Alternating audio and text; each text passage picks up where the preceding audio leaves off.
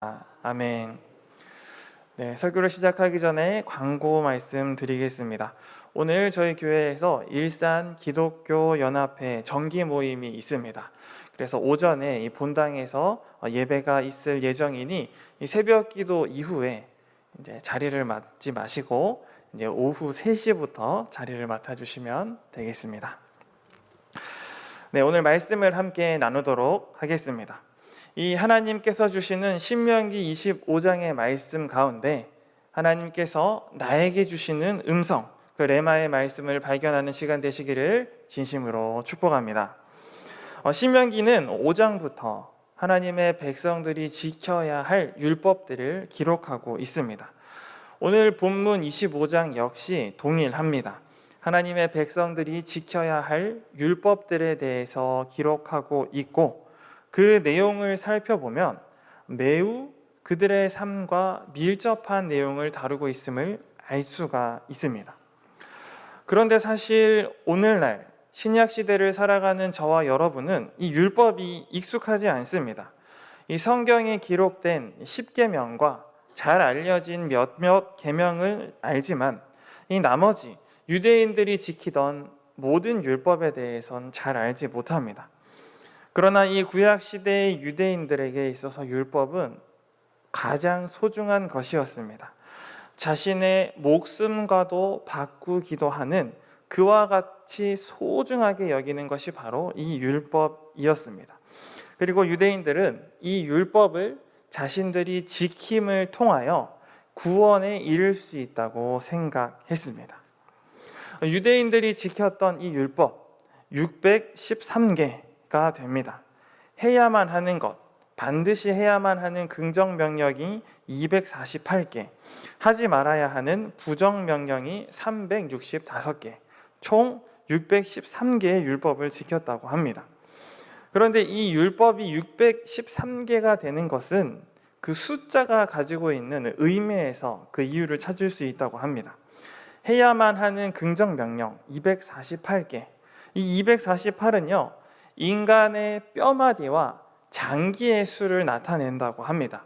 그러니 뼈마디와 장기까지 온 몸을 다해서 죽을 때까지 그 율법을 행하라 라는 의미가 숨겨 있는 것이고, 하지 말아야 하는 부정명령 365는 이 365, 1년의 수를 나타내는 것으로 매일매일 죄를 멀리하라는 의미를 가지고 있다고 합니다. 유대인들은 있는 힘을 다해서 이 613개의 계명, 이 율법을 지키기 위해 노력했습니다. 저는 유대인들이 대단한 것 같습니다. 왜냐하면 저는 한 개의 약속도 지키기가 쉽지 않은 사람이기 때문입니다.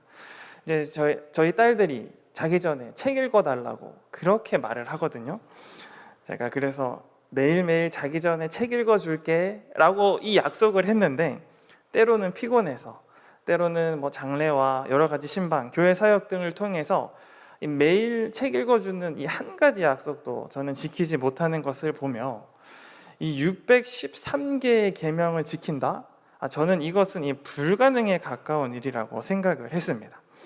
그리고 하나님께서 이와 같은 율법을 우리에게 주신 이유, 그것은 로마서 3장 20절에서 이렇게 기록하고 있습니다.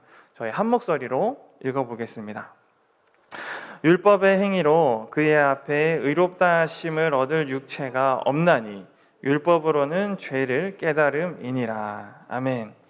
하나님께서 우리에게 율법을 주신 이유는 인간인 우리가 우리의 행위로 구원에 이를 수 없다는 것을 깨닫게 하기 위함입니다.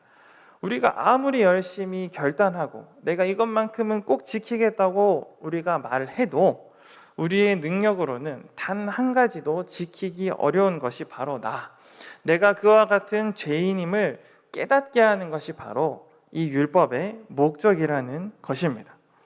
그렇기 때문에 우리가 율법을 바라볼 때 이것을 지켰다, 못 지켰다, 이와 같은 관점으로만 율법을 바라본다면 율법 앞에서 우리는 한없이 작아질 수밖에 없습니다. 율법을 온전히 지키지 못하는 존재가 바로 나이기 때문에 율법 앞에서 나의 부족함과 연약함이 드러나고 이 율법은 나와 상관없는, 나와 멀리 있는 것으로 느껴질 수밖에 없습니다. 또 이와 같은 관점으로 오늘 본문인 신명기 25장을 바라본다면 또 내가 하지 말아야 할 것, 해야 할 것들이 기록되어 있구나 라고 무미건조하게 오늘의 본문 말씀을 볼 수밖에 없습니다. 반드시 해야 하고 하지 말아야 하는 내용들이 있기에 부담스러운 것이 사실이지만 우리가 이것을 지켜야 한다, 지키지 말아야 한다, 이와 같은 관점이 아니라 이 율법 속에 담겨 있는 하나님의 마음, 그 본질을 바라보며 이 율법을 대한다면 우리는 이 딱딱하게 보이는 율법 속에서 따뜻한 하나님의 마음을 발견할 수가 있습니다. 먼저 1절에서 3절 보겠습니다. 1절에서 3절은 재판과 처벌에 대한 내용입니다. 이스라엘 백성들, 하나님의 놀라운 은혜, 초자연적인 은혜를 누리며 살아가는 공동체였지만 결국 그들도 사람이 모인 곳이었기 때문에 많은 다툼이 있었습니다. 서로 간의 의견이 맞지 않아서 갈등이 생기고 이것이 싸움으로 이어질 때가 있었습니다. 이처럼 분쟁이 일어날 때 법과 제도가 없다면 어떻게 될까요? 분명히 A라는 사람이 잘못한 것이 확실한데 A라는 사람이 목소리도 크고 힘도 세고 아는 사람도 많고 가진 것이 많다면 이 법과 제도가 없는 곳에서는 A가 승리하고 오히려 피해자인 B가 손해를 볼 수밖에 없습니다. 사실 법과 제도가 있어도 이와 같은 일이 일어나지만 법과 제도가 없다면 이와 같은 일은 너무나 빈번하게 일어날 수밖에 없습니다. 그래서 공의의 하나님은 이와 같은 억울함을 막고 약자를 보호하기 위해서 재판이라는 제도를 선물로 주신 겁니다. 그리고 이스라엘 백성을 향한 하나님의 사랑은 여기서 끝나는 것이 아닙니다. 1절과 2절을 보시면 이 재판장이라는 단어가 기록되어 있는 것을 볼 수 있습니다. 그런데 이 재판장, 우리가 한글 개역개정 성경으로 볼 때는 이제 1인칭 단수, 한 사람의 재판장이 재판하는 것처럼 이해될 수가 있지만 이 히브리어 원어로 보면 이 동사가 복수형으로 되어 있습니다. 그러니 이 한 사람이 판단하면 독자적으로 판단하여 실수할 수 있으니 최소 2명 이상의 재판장이 공정하게 판결하라라는 깊은 뜻이 담겨 있는 겁니다. 약자를 위하여 재판이라는 제도를 주셨고 또 이 제도 또한 잘못 사용될 수 있기에 많은 재판장을 통해 공의의 하나님, 그 하나님의 사랑을 누릴 수 있도록 하나님은 억울한 백성이 생기지 않게 하기 위해서 이 재판이라는 제도를 선물로 주신 것을 알 수가 있습니다. 하나님이 이처럼 행하신 것은 우리 인간의 본성이 악하다는 것을 너무나 잘 알기 때문입니다. 작은 죄에 걸려도 넘어지는 것이 우리이고 겉으로는 합리적인 척, 의로운 척 하지만 한 대 맞으면 한 대가 아니라 그 이상으로 되돌려 주어야 속이 풀리는 것이 바로 나라는 것을 하나님은 아셨기 때문에 이와 같은 제도를 주신 겁니다. 그리고 우리는 또 한 가지 보아야 할 것은 이와 같은 하나님의 사랑과 공의가 적용되는 그 대상은 피해자뿐만 아니라 이 죄인에게도 해당된다는 것을 우리는 다시 한번 보아야 할 것입니다. 잘못한 것에 대해서는 복수심으로 이 감정이 풀릴 때까지 갚는 것이 아니라 2절을 보시면 그의 죄에 따라 수를 맞추어 때리게 하라고 기록되어 있습니다. 이는 이 감정에 따라서 처벌을 할 것이 아니라 죄질에 맞는 정당한 처벌을 하라는 것이고 또 3절에는 이 상한선을 분명하게 40대다라고 기록하고 있습니다. 이 40이라는 숫자는 유대인에게 있어서 특별한 숫자입니다. 노아의 홍수가 40주야 동안 비가 내린 것, 이스라엘 백성들이 광야 생활한 것, 이 자신들의 죄를 계산해서 40년 동안 보낸 것, 모세가 시내산에서 40일 동안 금식하고 엘리야가 사명을 받기 위해 호렙산을 향해 40일 동안 걸어간 것, 이 40은 인내와 정화의 시간으로 그들은 생각했습니다. 죄인이라도 이 40대를 넘게 매질할 수 없는 것은 이 죄인도 하나님이 품어야 할 대상으로 생각하시고 공의의 하나님께서 이 죄인마저도 이렇게 사랑하고 있음을 우리는 알 수가 있습니다. 이와 같은 하나님의 사랑은 이어지는 말씀에서도 계속해서 발견할 수 있습니다. 5절에서 10절은 형제가 죽으면 형제의 아내와 결혼하는 이 수혼 결혼, 계대 결혼에 대해서 기록하고 있습니다. 오늘날 저희의 문화와 맞지 않기 때문에 이해하기 어렵지만 고대 사회를 조금이라도 안다면 우리의 인식은 바뀔 수밖에 없습니다. 오늘날과 달리 고대 사회에서는 이 남편을 잃고 자식이 없는 과부는 경제권이 아예 없었습니다. 자신이 가지고 있던 소유물 어떤 것도 주장할 수 없었고 그녀가 가지고 있던 모든 것은 남편이 죽자마자 자신의 일가 친척들에게 나누어 주었습니다. 그래서 대부분의 과부들은 굶어 죽거나 노예로 팔려갔다고 합니다. 이때 남은 형제가 그 과부를 아내로 맞이해서 경제적 울타리가 되어주고 아들을 낳아 죽은 형제의 이름과 기업을 이어가게 했습니다. 그런데 이와 같은 선택은 남은 형제들에게 있어서도 상당한 부담이었습니다. 왜냐하면 자신의 가정을 돌보는 것도 쉽지 않은데 추가로 부양해야 할 새로운 가정이 생기는 것이기 때문이고 또 이후에 또 자기가 키운 아이가 장성하면 그에게 모든 재산을 되돌려 주어야 했기 때문에 경제적으로 사실 손해였습니다. 하지만 하나님은 경제적인 손해가 중요한 것이 아니라 공동체의 연약한 이 가족과 가문의 이 생명이 더 존엄함을 알려주고자 오늘날 우리가 이해하기 힘든 이 계대 결혼을 주신 것입니다. 만약 이 율법을 거부하면 9절에서 10절 보시면 형제의 아내가 장로들 앞에서 거부한 형제의 신발을 벗기고 그 얼굴에 침을 뱉습니다. 고대 사회에서 신발이 벗겨진다는 것, 소유권과 명예를 박탈당한다는 것이고 얼굴에 침을 뱉는다는 것은 공적으로 저주한다는 것입니다. 그리고 그 가문은 대대로 신벗김 받은 자의 집이라는 수치를 안고 살아갑니다. 이는 이기심으로 자신의 경제만 생각해서 가족의 연약한 이를 외면한 이를 징벌하시는 것입니다. 이처럼 공동체 안에 연약한 이들을 사랑으로 품는 것이 중요하다는 것을 5절에서 10절을 통해 알 수가 있습니다. 그런데 1절에서 10절 정말로 이 무거운 내용들을 다루고 있는데 유독 한 구절은 좀 생뚱맞습니다. 4절을 보시면 곡식 떠는 소에게 망을 씌우지 말지니라 라고 기록하고 있습니다. 이렇게 무거운 이야기를 하고 있는데 왜 갑자기 소에 대한 이야기가 나오는 것일까요? 이 소에 대한 이야기가 나오는 것은 이 미물마저도 생각하시는 하나님을 볼 수가 있습니다. 당시에 곡식을 타작하는 방법으로는 이 곡식 위를 소가 걸어가게 했습니다. 소가 곡식을 밟음으로 이 곡식을 타작했는데 소는 이제 일을 하다가 배고프면 그 타작한 곡식들을 주워 먹었습니다. 그래서 이것이 보기 싫은 주인들은 그 곡식을 먹지 못하게 소의 입에 망을 씌웠습니다. 하나님은 이것을 금하신 것입니다.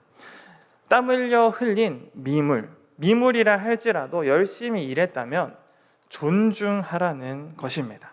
이 4절의 말씀은 1절에서 3절, 5절에서 10절을 이어주는 징검다리 역할을 합니다. 짐승, 미물에게도 자비를 베풀어야 하는 것처럼 공동체 안에 죄인들, 과부들, 연약한 형제들을 보살피라는 그 하나님의 사랑이 확증되는 것입니다. 또한 이것은 이어지는 말씀 13절, 16절에서도 동일하게 적용됩니다. 공의의 하나님, 형제를 속이지 말고 정직하게 살라는 것입니다. 이를 통하여 우리는 이 딱딱해 보이는 율법 속에서 공동체 안에 연약한 이들을, 이웃을, 형제를 사랑하라는 그 하나님의 따뜻한 마음을 발견할 수가 있습니다. 16절까지는 좀 딱딱해 보이는 말씀 속에서 하나님 사랑을 발견할 수 있었다면 17절부터는 좀 반대로 변하게 됩니다. 강력하게 명령하시는 하나님을 발견할 수가 있습니다. 하나님께서는 대대로 아말렉을 기억하고 그들에 대한 기억을 지워버리라고 명령하십니다. 소 한 마리, 죄인, 과부까지에게도 자비를 베풀라고 하시는 하나님이 갑자기 이렇게 냉철하게 말씀하십니다. 이것은 바로 이 출애굽기 17장의 내용을 보면 왜 이렇게 하나님이 말씀하시는지 알 수가 있습니다. 이스라엘이 출애굽하여 광야를 걸어갈 때 아말렉은 이스라엘 앞에서 정정당당하게 싸운 것이 아닙니다. 오늘 본문 18절의 말씀을 함께 읽겠습니다. 곧 그들이 너를 길에서 만나 내가 피곤할 때에 내 뒤에 떨어진 약한 자들을 쳤고 하나님을 두려워하지 아니하였느니라. 아멘. 아말렉은 정정당당하게 이스라엘 백성들과 싸운 게 아니라 이스라엘 행렬의 제일 뒤, 행군을 따라오지 못하는 뒤처진 임산부, 노약자, 어린이들을 노려서 비급하게, 비열하게 급습했습니다. 하나님은 1절부터 16절까지 공동체 안에 특히 연약한 이들을 사랑하라라고 이렇게 계속 말씀하셨는데 아말렉은 이 하나님의 말씀에 정면으로 반박하며 연약한 이들부터 공격했습니다. 이는 하나님의 공의와 사랑을 대적하는 악의 세력들의 전형적인 모습입니다. 이 말씀은 오늘날 저희에게도 영적인 경고를 줍니다. 이 사탄과 마귀, 우리가 든든히 서 있을 때 우리를 공격하지 못합니다. 그러나 우리가 방심하고 있을 때, 영적으로 피곤하고 지쳐 있을 때 교회 안에, 우리가 속해 있는 공동체 안에 뒤처져 있는 연약한 영혼들을 발견하고 그들을 공격하고 실족하게 만듭니다. 그리고 그 공동체를, 가정을, 셀을, 교회를 무너지게 합니다. 그렇기 때문에 우리는 기억해야 합니다. 하나님이 세우신 공의와 사랑의 공동체를 깨트리고 연약한 자들을 실족하게 하는 내 안의 아말렉을, 우리를 하나님으로부터 멀어지게 하는 이 악한 세력들을 용납하지 말고 단호하게 싸워 영적으로 지워버리라고 말씀하시는 이 하나님의 말씀을 우리는 준엄하게 받아들여야 합니다. 사랑하는 성도 여러분, 신명기 25장의 말씀은 결코 낡고 오래된 우리와 상관없는 율법이 아닙니다. 딱딱해 보이는 이 율법 속에서 연약한 자의 눈물을 닦아주고 낙오된 자를 끝까지 기다려주시며 책임져 주시는 그 하나님의 사랑을 발견할 수가 있습니다. 저와 여러분은 이 율법을 지키는, 또 율법을 지킴으로 구원받는 유대인이 아닙니다. 그러나 이 말씀을 통하여 그 율법 안에 담긴 하나님의 마음을 본받고 지키기 위해 노력해야 합니다. 이 율법에 담긴 하나님의 사랑, 신약 시대엔 어떻게 완성될까요? 요한일서 4장 20절은 이렇게 기록하고 있습니다. 함께 읽겠습니다. 누구든지 하나님을 사랑하노라 하고 그 형제를 미워하면 이는 거짓말하는 자니 보는 바 그 형제를 사랑하지 아니하는 자는 보지 못하는 바 하나님을 사랑할 수 없느니라. 아멘. 우리 주변의 형제를 사랑하지 않고 공동체의 연약한 이를 돌보지 않으면서 오직 내 문제, 내 상황, 내 중심에, 나의 중심으로 갇힌 신앙생활을 한다면 하나님은 단호하게 말씀하시는 겁니다. 그것은 나를 사랑하는 것이 아니다. 틀린 신앙이다 라고 말씀하십니다. 내 문제에 사로잡혀 내 주변의 연약한 이들, 어려운 이들을 바라보지 못한다면 우리는 하나님의 사랑을 온전히 바라볼 수 없고 그 하나님의 사랑을 누릴 수가 없습니다. 그리고 정말 무서운 것은 이렇게 나만 바라보는 신앙 안에 갇혀 있을 때, 이와 같은 이기적인 신앙을 우리가 가지고 있을 때, 그때 바로 이 아말렉, 이 악한 세력이 우리에게 속해 있는 곳에 틈타 분열을 일으킨다는 겁니다. 그렇기 때문에 우리는 오늘 말씀을 기억하며 나만 바라볼 것이 아니라 나도 힘들고 어려울지라도 우리 주변을 둘러보며 우리 주변에 공동체에 속해 있는 연약하고 어려운 일을 바라보아야 함을 기억해야 합니다. 주변을 외면하고 나만 봐, 내 문제가 제일 심각해, 나의 문제만 해결받아야 돼 하는 이와 같은 신앙을 과감히 버리시고 주변을 둘러보시는 공의의 하나님을 닮는 여러분 되시기를 진심으로 축복합니다. 우리가 이와 같은 삶을 살아갈 때 우리가 그 하나님의 공의와 사랑을 담기를 실천하며 결단하며 나아갈 때 하나님은 우리의 모습을 기뻐하실 것이고 우리가 이전에 경험하지 못했던 온전한 하나님의 사랑을 누리며 성장하는 주님의 자녀가 될 것입니다.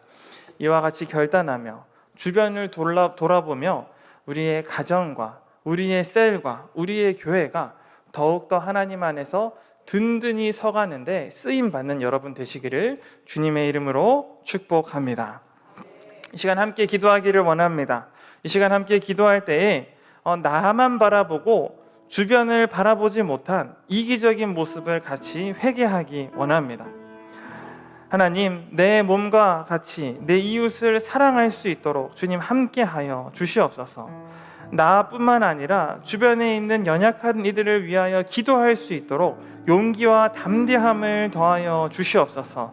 이와 같은 주님의 사랑을 닮아감을 통해 더욱더 크신 하나님의 은혜와 사랑을 누리는 우리들 될 수 있도록 함께하여 주시옵소서. 주님의 이름을 한번 부르짖고 통성으로 기도하도록 하겠습니다. 주여,